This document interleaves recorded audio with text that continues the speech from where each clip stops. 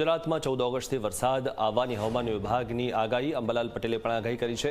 પૂર્વ ગુજરાતના ભાગોમાં મધ્યમ વરસાદની શક્યતા, જ્યારે દક્ષિણ ગુજરાત અને સૌરાષ્ટ્રમાં વરસાદની શક્યતા। 17 ઓગસ્ટથી ભારેથી ભારે વરસાદની શક્યતા। છોટાઉદેપુર જિલ્લાની બીજી મોટી નદી આની નદી બે કાંઠે ઉપરવાસમાં મધ્યપ્રદેશ અને છોટાઉદેપુર તાલુકામાં વરસાદના કારણે નદી બે કાંઠે થઈ છે। ચોરવાણા અને ઓડ ગામ વચ્ચેથી પસાર થતી આની નદી બે કાંઠે થતા સર્જાયા રમણીય દ્રશ્યો। જૂનાગઢ શહેરના વાતાવરણમાં પલટો, શહેર સહિત ભવનાથ વિસ્તારમાં વરસાદી માહોલ સર્જાયો। લાંબા સમય બાદ વરસાદ આવતા લોકોમાં ખુશી। હજુ પણ સારા વરસાદની ખેડૂતો રાહ જોઈ રહ્યા છે। અમરેલી જિલ્લાના સાવરકુંડલામાં વરસ્યો ધોધમાર વરસાદ। અસહ્ય ઉકળાટ બાદ વંડા વિસ્તારમાં વરસાદ વરસતા વાતાવરણમાં ઠંડક। 1 મહિના બાદ વરસાદ વરસતા ખેડૂતોમાં છવાયો ખુશીનો માહોલ। અમરેલી જિલ્લાના ધારી પંથકમાં વરસાદ। ધારીના સુખપર, ગોવિંદપુર, દલખાણિયા સહિતના વિસ્તારમાં વરસ્યો વરસાદ। લાંબા વિરામ બાદ ધીમી ધારે વરસાદ વરસતા ખેડૂતોમાં ખુશી। લાંબા વિરામ બાદ અરવલ્લી જિલ્લાના માલપુર પંથકમાં વરસાદ થયો। અસહ્ય ઉકળાટ અને બફારા વચ્ચે વરસાદ વરસતા વાતાવરણમાં ઠંડક। લાંબા સમય બાદ વરસાદ વરસતા ચોમાસુ પાકને ફાયદો। મહેસાણામાં સીએમ ભૂપેન્દ્ર પટેલના ભગવાન હાટકેશ્વરને નમન। વડનગરમાં સીએમએ કર્યા હાટકેશ્વર મંદિરે દર્શન। ઋષિકેશ પટેલ અને ઊંઝા ધારાસભ્ય કિરીટ પટેલ ઉપસ્થિત રહ્યા। મહેસૂલી તલાટીને લઈને રાજ્ય સરકારે લીધો નિર્ણય। 2 થી 3 ગામ વચ્ચે એક જ તલાટીથી કામ ચલાવવું પડશે।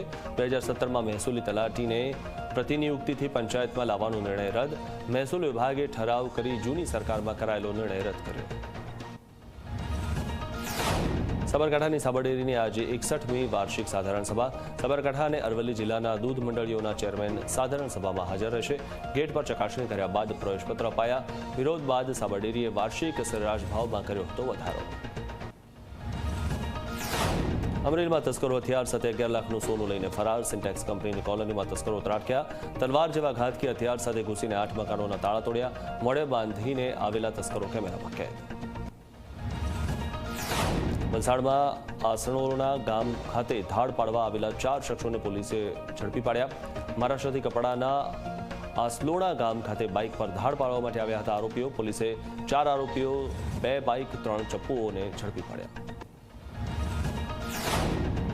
નવસારીમાં પાર તાપી નર્મદા લિંક પ્રોજેક્ટ અંગે સ્પષ્ટતા। કેન્દ્રીય જળશક્તિ મંત્રી CR પાટીલે આપ્યું નિવેદન।